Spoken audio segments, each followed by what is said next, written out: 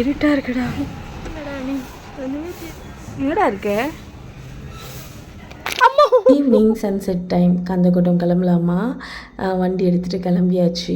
புக்கில் இருந்த பில்டிங்லாம் இப்போ நேரடியாக பார்க்கும்போது எக்ஸைட்டடாக இருக்குன்னு ஜானு சொன்னான். எனக்கும் அப்படி தாண்டி இருந்தது. 5th ஸ்டாண்டர்டில் இந்த சென்ட்ரல் பில்டிங், ரிப்பன் பில்டிங்லாம் வரும்ல. ஆமாம் ஆமாம், உங்களுக்கும் வந்திருக்கா? ஆமாம், எனக்கும் வந்திருக்கு. நானும் ஃபஸ்ட் டைம் பார்க்கும்போது இப்படி தான் எக்ஸைட் ஆனேன்னு சொன்னேன்.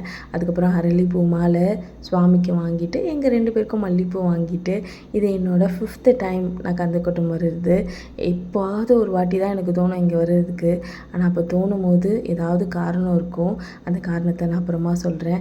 எனக்கு ரொம்ப பிடிச்சி இந்த கொடிமரம், இந்த கண்ணாடி, அப்புறம் இந்த சேவல்கள் இங்கே எனக்கு ரொம்ப பிடிக்கும். அதோடய தூண்கள்லாம் ரொம்ப பழமையாக இருக்கும். அதுக்கப்புறம் உள்ளே வந்து அந்த குளம் இருக்கும், அதுதான் எனக்கு ரொம்ப பிடிக்கும்.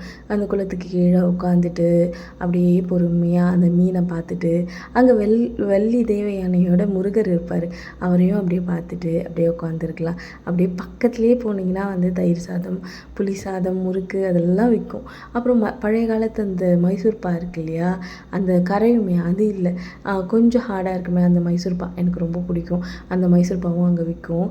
நீங்கள் போனீங்கன்னா வாங்கி சாப்பிடுங்க. வந்து வாங்கி சாப்பிட்டு உட்காந்து ரிலாக்ஸ் பண்ணும்போது ரொம்ப நல்லாயிருக்கும். ஏன்னா அந்த குளத்துக்காக தான் மெயினாக அந்த கோவிலை வந்து நான் சூஸ் பண்ணேன் ஃபஸ்ட்டு. இன்னொரு விஷயம், அந்த கோவிலுக்குள்ளே ஒரு வாட்டி போனதுக்கப்புறம் என்னை திருப்பி திருப்பி அங்கே போகணுங்கிற மாதிரியே எனக்கு ஒரு வைப் இழுக்குது.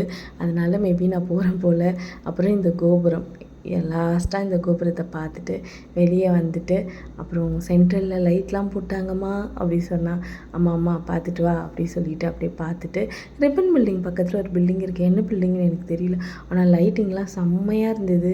அதையும் அப்படியே பார்த்துக்கிட்டு, ஒரு லெஃப்ட் சைடில் ஹார்ஸ்லாம் நிறுத்தி வைப்பாங்களே குதிரைகள், அதையும் பார்த்துக்கிட்டு அப்படியே வீட்டுக்கு வந்துட்டோம். ஸோ நெக்ஸ்ட் வீடியோவில் பார்க்குறேன்.